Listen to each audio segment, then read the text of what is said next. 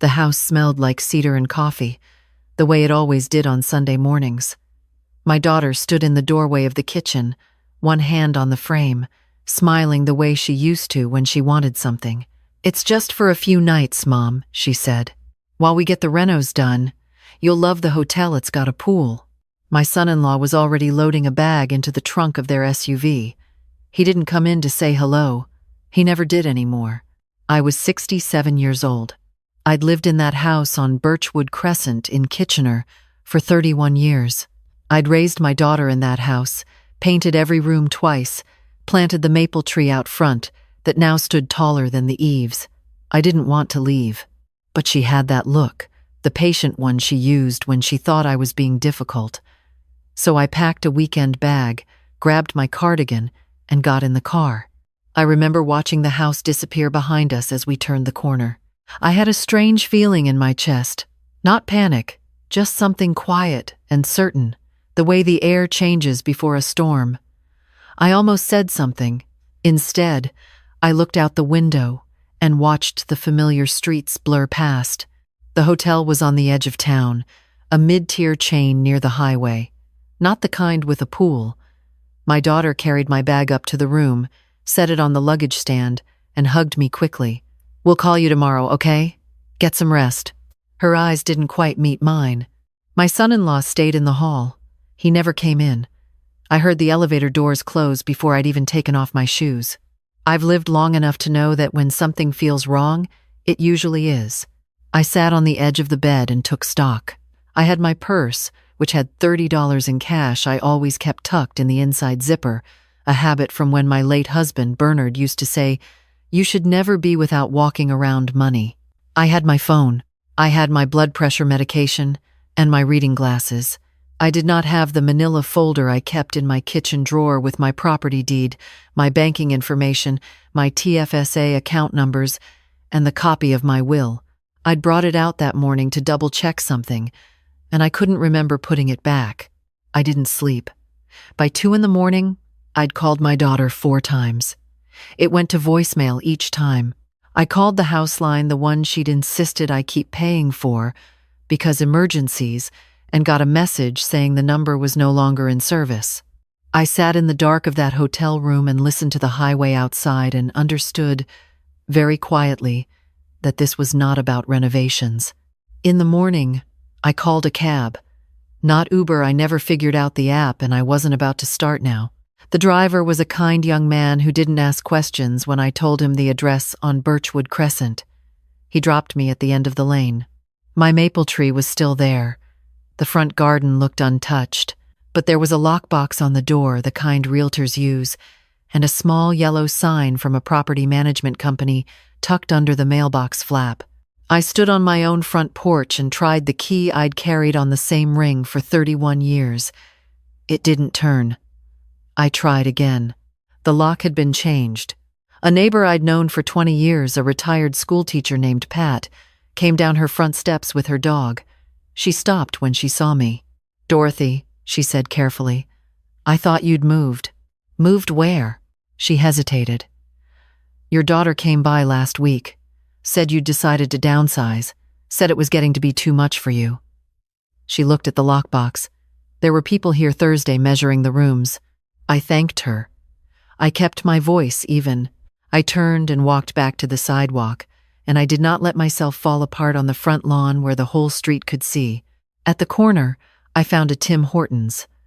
I bought a tea with the cash from my inside zipper and used their phone because the girl behind the counter was young and generous to call my daughter again. Voicemail. My son-in-law. Voicemail. My daughter's number at work. An automated message saying she was on extended leave. I sat at a corner table with my tea and thought about what I knew. I knew I hadn't agreed to anything. I knew that folder was missing. I knew my lock had been changed before I'd even left the house. That wasn't a renovation. That was a plan. I also knew I wasn't without resources. I had an account at TD Bank that I'd held for 38 years. I had a financial advisor named Mr. Paulson who sent me Christmas cards every year. I had a solicitor, a woman named Carol Briggs, who'd drawn up my will and my power of attorney 8 years ago and who had an office on King Street 3 blocks from where I was sitting. I finished my tea. I straightened my cardigan, and then I walked 3 blocks to Carol Briggs's office. Her assistant looked a little startled when I came through the door without an appointment, but Carol came out from her back office within 5 minutes. She was in her late 50s, sensible suit, reading glasses pushed up on her head. She'd known me for nearly a decade. Hemi took one look at my face and said, "Come in and sit down, Dorothy." So I told her. All of it. The hotel, the lockbox, the neighbor's account of my daughter showing up and saying I'd decided to downsize, the missing folder, the changed locks, the disconnected number. She didn't interrupt. She made notes in the precise way lawyers do, dates and names and specifics, and when I finished, she set her pen down. "The first thing we need to do," she said, "is find out what's been filed." She pulled up the Ontario property records online. It took less than 3 minutes. There it was, a transfer of ownership, filed 4 days ago, adding my son-in-law's name to the deed as a co-owner, based on a signed consent form. I looked at the signature. It had my name, but the T in my last name was wrong. I always cross my T's with a little leftward flick that comes from 50 years of the same handwriting. This one was straight, clean, not mine. "That's a forgery," I said. Carol nodded. "It appears to be, and we're going to treat it exactly like that." She looked at me. "Dorothy, I also need to tell you your power of attorney, the one that names your daughter." I went still. "I'm going to recommend we revoke it immediately and file a replacement, today, if possible." I nodded. "Do it." She picked up her pen again. "I'll also need you to go to the police, not because they'll solve this quickly. Property fraud cases take time, but because you need a report number on file. It establishes the timeline. It protects you." This was the question I'd been turning over since I sat in that hotel room. Why hadn't I gone to the police first? Because she was my daughter. Because some part of me still hoped there was an explanation, some miscommunication I hadn't understood. Because at 67, you've spent a lifetime solving problems in the family before you bring anyone else in. That instinct doesn't disappear overnight, but it had become something they were counting on. "I'll go this afternoon," I said. Carol walked me to the door. "Do you have somewhere safe to stay?" I had $30, a hotel receipt for 1 more night, and my inside zipper cash habit. What I didn't have was any of my cards, because my wallet was full and I'd left it on the kitchen counter when I packed in a hurry. "I'll figure something out," I said. "Dorothy." She put a hand briefly on my arm. "There's a support program through the Waterloo Region Elder Abuse Services. I've referred clients before. They can help with temporary housing while we sort this. No shame in it. That's what it's there for." I thought about pride for a moment. Then I thought about sleeping in a hotel room on $30. "Give me the number," I said. The walk-in police station was on Frederick Street. I'd driven past it 100 times and never thought I'd be walking through the door on my own behalf. The officer who took my statement was patient. He explained, gently but clearly, that changing a lock on a property in someone else's name and filing a fraudulent deed were serious matters, but that property fraud investigations moved through civil channels first. He gave me a case number and told me to hold on to every document I had. "What if they try to sell it before you investigate?" I asked. "That's where your lawyer comes in," he said. "She can file for an emergency injunction to freeze any real estate activity. That's your fastest line of defense." I called Carol from the station lobby. She'd already started the paperwork. That night, I stayed at a women's support house on the edge of downtown. It was clean and quiet. A volunteer made soup. The woman in the next room over had her own story, different details, same essential shape. Someone who was supposed to protect her had decided she was easier to use than to love. I lay in the narrow bed and thought about my daughter, not the one who'd filed a fraudulent deed and changed my locks. I thought about the one who was 7 years old and used to climb into my side of the bed during thunderstorms. The one I taught to drive in an empty parking lot off Highway 8 on a rainy October Saturday. the one who cried at her father's funeral like the whole world had cracked open. I thought about when that daughter had stopped being that daughter, and I couldn't find the exact moment. It had happened so gradually that I'd missed it. I didn't cry. I was past crying. I was planning. The next morning, I was at TD Bank when the doors opened at 8. The branch manager was a man named David who'd helped me set up my TFSA years ago and who still nodded at me when I came in for my quarterly reviews. He looked genuinely alarmed when I explained what had happened. "Your accounts," he said, after checking his screen. "There was an attempt 2 days ago to add a secondary holder. The request came in through online banking. I didn't make that request." He looked at the screen again. "It was initiated from a device registered to your account. Do you share your banking login with anyone?" My daughter had helped me set up the app 18 months ago. She'd been the one to enter the password. "I need you to lock everything," I said. "Change the login, revoke any secondary access, and flag the account for fraud review. And I need to know if anything has been moved." David was thorough. He walked me through it line by line. No money had been transferred, yet the account lock from my side had been one step ahead of them.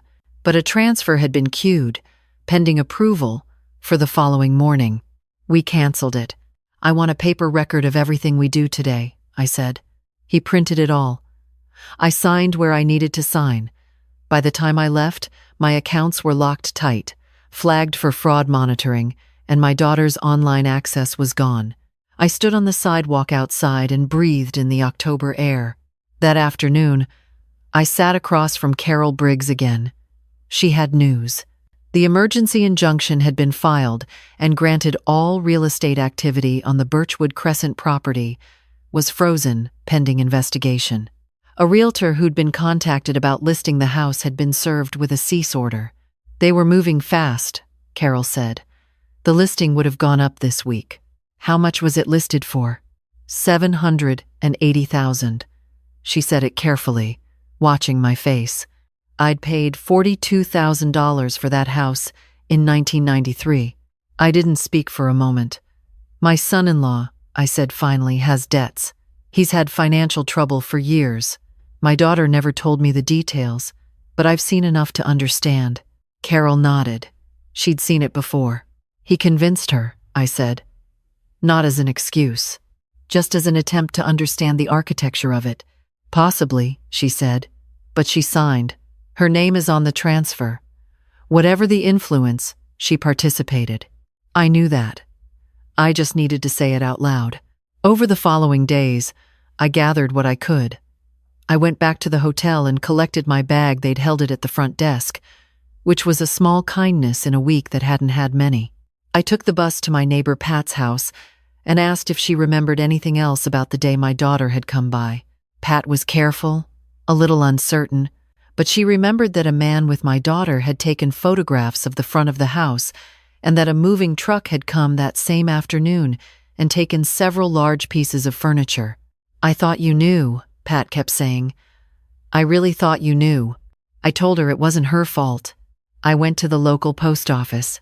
Sure enough, a mail forwarding request had been filed in my name, redirecting my mail to a P.O. box I'd never opened. It had been submitted electronically, through an account I'd never created. I filed a dispute and had it canceled on the spot. Each thing I found was another piece of a puzzle that had been assembled while I wasn't looking, and each piece made me steadier, not angrier. Anger would have made me imprecise. What I needed was precision. Carol had been busy. She'd contacted a forensic document examiner in Toronto, who'd reviewed the forged deed signature and confirmed in writing that it was not consistent with my known handwriting samples. Specifically, she noted the crossings on my T and the break I always leave between the R and the O in my last name. 2 distinct markers that the forger hadn't known to replicate. We had proof. I was staying in a one-room apartment, arranged through the Elder Support Program, a small, clean place in a building off Weber Street, furnished simply, a window over a parking lot. On the 4th evening, there was a knock at the door. I looked through the peephole. My daughter. She looked thinner than I remembered. Her hair was pulled back and she was wearing a coat I hadn't seen before. She knocked again, softer this time, like she wasn't sure I was home or wasn't sure she wanted me to answer. I opened the door but didn't step back. "Mom," she said. I waited. "I need to talk to you." "You've had plenty of chances to talk to me," I said. "You chose voicemail." She looked down at her shoes. "He told me it was the only way, that we'd lose everything otherwise. The mortgage, the line of credit we owe more than I told you. I thought if we could just get the equity from the house, we could get ahead. You thought you could take my house." She flinched. "I thought you'd understand. You always said the house was too big for one person." "I said that once, at Christmas, after 2 glasses of wine," I said. "That is not permission."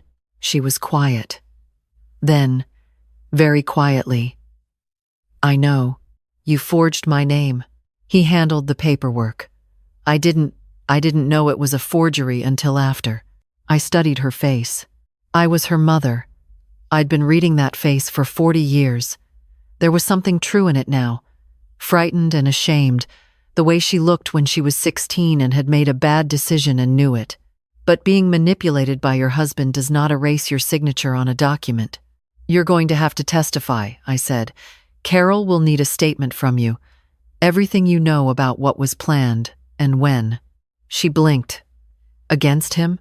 Against what was done?" "Yes." She didn't say anything for a long moment. Then she reached into her bag and handed me a USB drive. "I kept the emails," she said, "between him and the realtor, and the documents. I kept copies of everything." Her voice broke slightly on the last word. "I don't know why. I just did. I took the drive." "You can stay in touch," I said. "But not with him. Not while this is in front of the courts." She nodded. She turned to leave and then stopped. "The furniture they took. Your rocking chair. Grandma's sewing cabinet. I have them in a storage unit. I'll give you the address." After she left, I stood in the small kitchen of that apartment and held the USB drive and thought about the extraordinary, specific sadness of being let down by someone you love, while also recognizing that the love itself has not entirely gone. Those two things can be true at once. That's the hardest part. Not the betrayal in the clean villain sense that movies understand, but the betrayal that comes from weakness and debt and a man who knew how to make fear sound like practicality. In the morning, I sat at the small desk, opened my laptop, and plugged in the drive. There were emails going back 11 months. The subject line on the oldest one was, Dorothy's property equity options. I read them slowly. My son-in-law's voice was recognizable even through text, controlled, rational sounding, the language of someone who'd convinced himself that what he was doing made sense. "She won't fight it. She's not going to understand the legal side of it. We just need to get everything in order before she has a chance to make it complicated." I printed every email, every document, every contractor receipt with his name on it. Then I called Carol and said, "I have what we need." She was quiet for a moment. "Bring it in." We filed an amended complaint the following day. Fraud, forgery, unauthorized use of personal information, financial abuse of an older adult under Ontario's Long-Term Care Homes Act, a designation that carried its own weight and its own penalties. Carol had also referred the case to the Canadian Anti-Fraud Centre as a financial crime involving identity misuse. The Toronto Forensic Examiner's report was submitted as Exhibit A.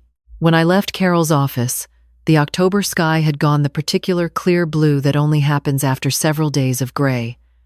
I walked to a bench in a small park nearby and sat for a while. An older man across the path was feeding pigeons from a paper bag. A child on a bicycle went past 3 times, practicing turns. I thought about the rocking chair in the storage unit. I thought about the sewing cabinet that had been my mother's. I thought about the way the morning light came through the kitchen window on Birchwood Crescent at exactly 9 o'clock and fell across the counter in a stripe you could set your watch by. I would go back. I was certain of that now. The court date was set for 3 weeks out. In the meantime, I didn't stay quiet. I called my GP to schedule a checkup and to have it formally documented date, cognitive assessment, current medications, because I knew my son-in-law's lawyer would try to suggest I was confused, that I hadn't understood what I'd consented to. I wanted a medical record that said otherwise. The doctor, a woman I'd been seeing for 14 years, listened carefully and then said, "Dorothy, you are one of the sharpest patients in my practice. Let's get this on file." She wrote a thorough note. I got a copy. 2 days before the hearing, my son-in-law called me from a number I didn't recognize. I answered because I didn't know who it was. "Dorothy," he said, using my first name the way he always did, as if we were equals rather than family. "I think we should settle this between ourselves before it gets to a judge." "It's already with a judge," I said. "You don't need to do this. We made a mistake. We'll fix it quietly." I thought about the word quietly. He'd used it twice in his emails, too. If we keep this quiet, if she doesn't make noise about it. Quietly was what he'd been counting on from the beginning. "My lawyer will see you in court," I said, and I hung up. Carol called that evening to tell me he'd also approached my daughter with the same request. My daughter had declined. She would testify. The morning of the hearing, I wore my navy wool coat and my mother's pearl earrings, the small ones I saved for occasions that required me to feel grounded in something older than myself. Carol met me on the steps of the courthouse. The November air was sharp and clear. Inside, the courtroom was smaller than I'd expected. My son-in-law sat with his lawyer, a man in an expensive suit who had the particular confidence of someone accustomed to making smaller people feel uncertain. My daughter sat on the far side of the room, alone. She caught my eye briefly. I held her gaze for one moment and then looked forward. Carol presented the case methodically. The forensic evidence of forgery. The email chain showing premeditation going back nearly a year. The bank's records of the attempted account transfer. The post office's record of the mail redirect filed, without my knowledge. The police report. The property records showing the deed transfer filed 4 days before I was taken to that hotel.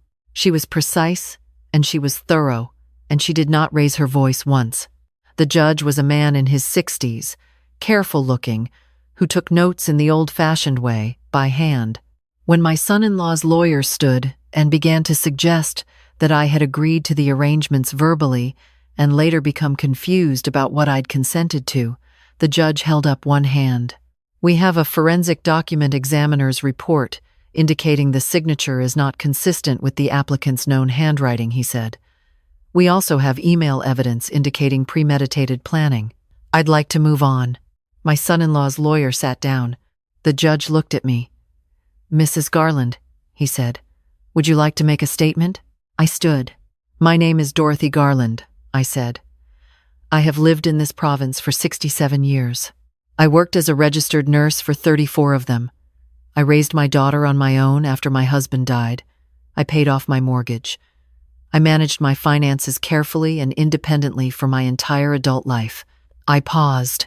"I was removed from my home under false pretenses by people I trusted, using documents that were not mine. I am here because what was taken from me was not just property. It was the assumption that I am capable of managing my own life. And I am here to make clear, I am." The room was quiet. The judge looked at his notes for a moment. Then, "The court finds the deed transfer of the Birchwood Crescent property to be fraudulent and without valid consent. The transfer is void. All rights and ownership revert immediately to Mrs. Dorothy Garland." The court further orders an audit of all financial accounts affected during this period and recommends referral to the Crown Attorney's Office for consideration of criminal charges under the Criminal Code of Canada, including fraud over $5,000 and forgery. Outside the courthouse, Carol shook my hand. The November wind came down King Street in that particular Kitchener way, cold and straight and honest. "What now?" she asked. "I go home," I said. The locksmith the court arranged met me at Birchwood Crescent that afternoon. He was a quiet, efficient man who asked no questions and changed every lock in 40 minutes. When he handed me the new keys, I held them for a moment before putting them in my coat pocket. I pushed open the front door. The inside of the house was strange, some furniture rearranged, some things missing. The kitchen cleared of the small accumulations of a life lived in one place. But the floorboards were the same. The window over the sink still faced west. The mark on the doorframe in the hallway, from the summer my daughter was 10, and we measured her height every month, was still there. I walked through every room. In the garage, wrapped in moving blankets, I found the rocking chair and my mother's sewing cabinet. I brought them inside one at a time. The rocking chair went back to its corner by the window. The sewing cabinet went back against the wall, where it had always stood. That night I made soup from what was left in the pantry and sat at my own kitchen table and ate it slowly.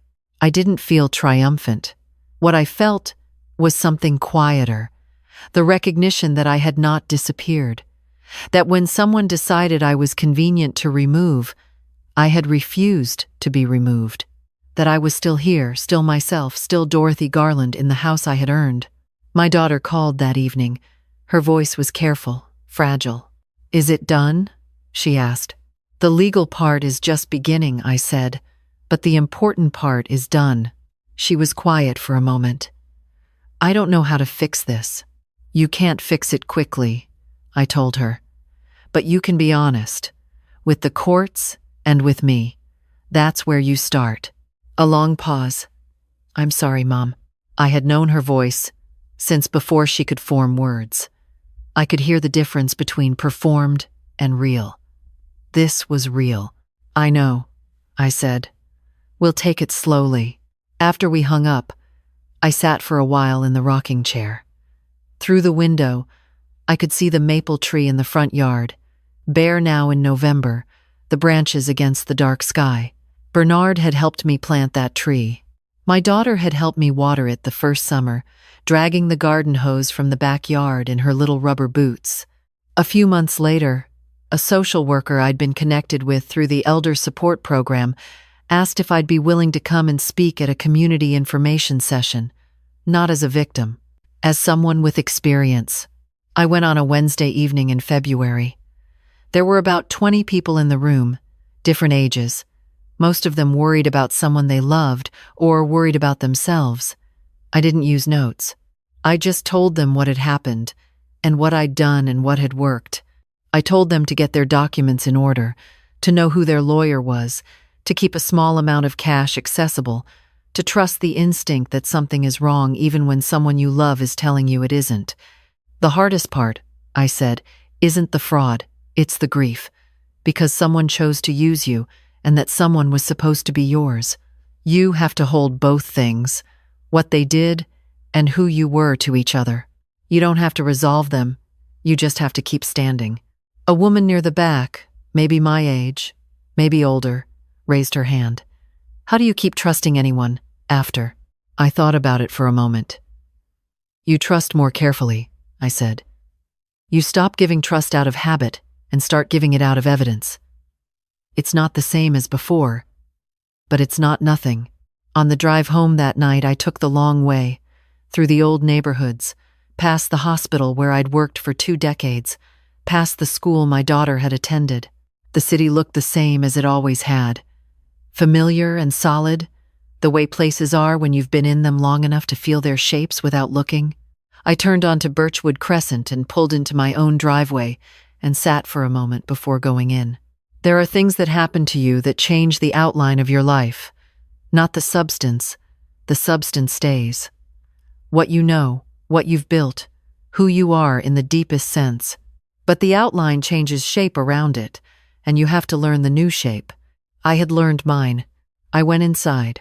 I put the kettle on. I sat at the kitchen table with my tea and the crossword from the morning paper, and outside the window, the first light of spring was starting, barely, to suggest itself in the way the dark held slightly less tightly than it had the week before. I picked up my pen. I filled in the first answer. I turned the page.